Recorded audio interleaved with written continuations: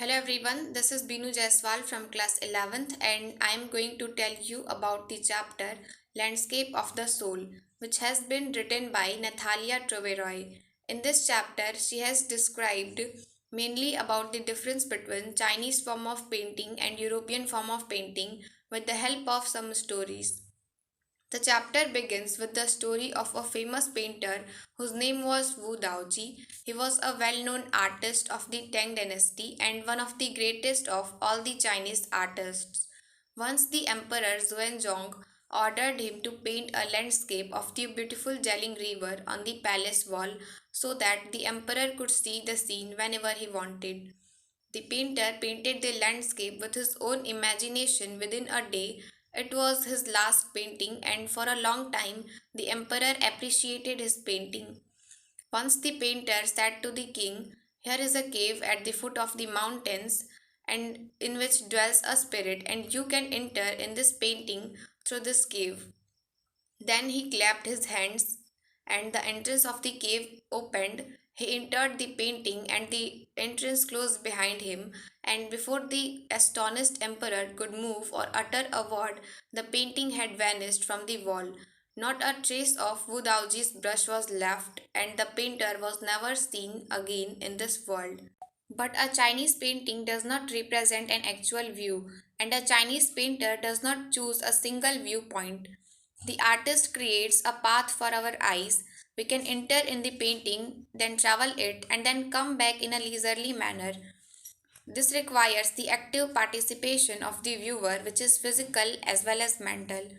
The concept of Chinese painting is expressed as shan shui. The literal meaning of shan shui is mountain water, which used together to represent the word landscape.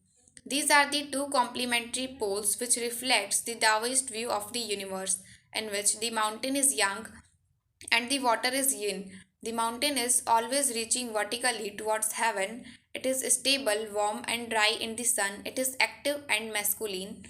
And the water is horizontal, resting, receptive, and feminine. The third element, which is often overlooked, is the middle void where the interaction of yang and yin takes place. It is essential because nothing can happen without it. It can be compared to the breath retain process of pranayam, and it is same as the importance of the white and unpainted space in Chinese landscape. It is a space where man finds its fundamental role between heaven and earth and become a conduit of communication between both the poles of the universe. Another famous story is about a Chinese painter who drew the sketch of a dragon, but he did not draw its eyes because he thought that if he had drawn its eyes, the dragon would fly out of the painting. These are some of the examples of Chinese form of painting which are based on imagination. Now we can compare these stories with one such story about a European native whose name was Quinton Metsis. He was a blacksmith and fell in love with a painter's daughter, but the painter did not accept his son-in-law in such a profession.